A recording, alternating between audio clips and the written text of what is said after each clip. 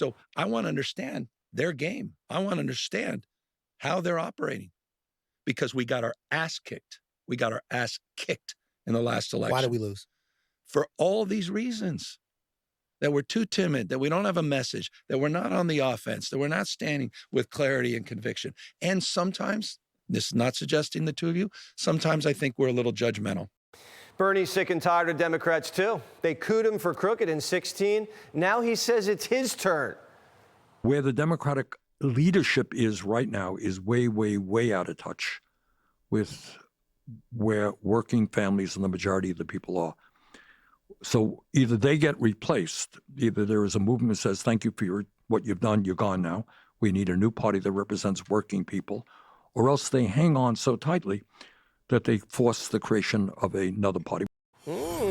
Former Illinois Governor Rod Blagojevich is here. Wow, did Bernie just tell Schumer to walk the plank? You know, Jesse, 108 years ago this month, the Bolsheviks took over the Russian government. They toppled the government there. What's happening now in the Democratic Party, led by Comrade Sanders, is the Bolsheviks are taking over the Democratic Party. And now they're trying to topple Schumer and all the others who are at least trying to find some kind of compromise to get the government up and going. But these socialists and these progressives and these radical communist types that are really the lunatic fringe that have now become the mainstream of the Democratic Party, well, they just won't let old school Democrats make deals and try to promote the interests of the common good and the general welfare. And if you don't play ball with these socialist, communist Democrats, they're going to treat you like Lenin and Stalin treated the opposition back in communist Russia. So you'll be going to political Siberia. Gavin Newsom, we're seeing a lot of him. I think he might want to be president. Is that what you're thinking? Oh, yes, of course. I mean, he is, and our governor here, Pritzker, is, and Governor Pritzker's doing what he's doing, siding with lawlessness and mob violence and chaos and anarchy against law enforcement officers and men and women of the National Guard, the rule of law and the enforcement of law, because he is getting a chance to get free media and raise his profile among that lunatic Democrat fringe all across America. So, yeah, I'm sure Newsom is, of course, Pritzker is. I think Kamala Harris is dancing, thinking maybe she can dance her way to the White House. They're all lining up, and there'll be a lot of candidates. And I think if the Democratic Party continues to be this party, none of them will win. Are you afraid of Katie Porter as much as I am? Yeah, I think I'll be like Rosie O'Donnell. If she's ever governor or president, I'm going to Ireland. Okay. The Nobel. Trump didn't get it. I don't even know if he does eventually get it. If he wants it, he might give it back. You're asking me my opinion on that? I mean, maybe he gets it if he makes Chicago peaceful. Maybe give him a year and he'll deserve it again. Well, yeah, and you know, that's the sad situation we have here in Illinois and in Chicago. We really have great violence. We have more than a murder a day and nearly 600 reported crimes every single day.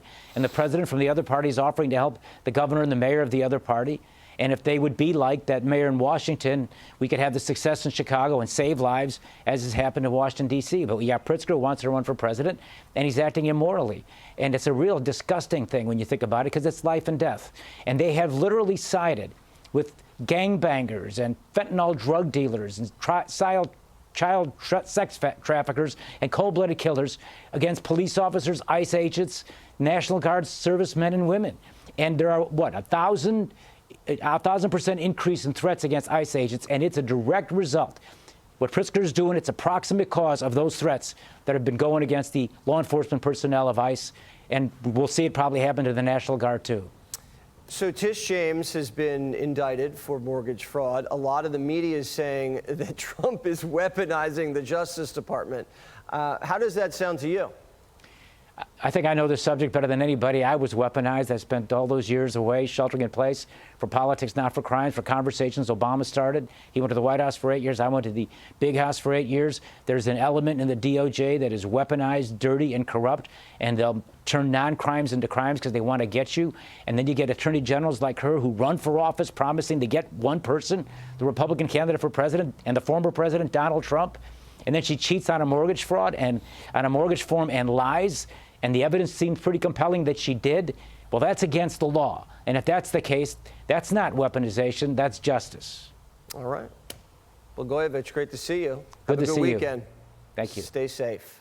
Click here to subscribe to the Fox News YouTube page to catch our hottest interviews and most compelling analysis. You won't get it anywhere else.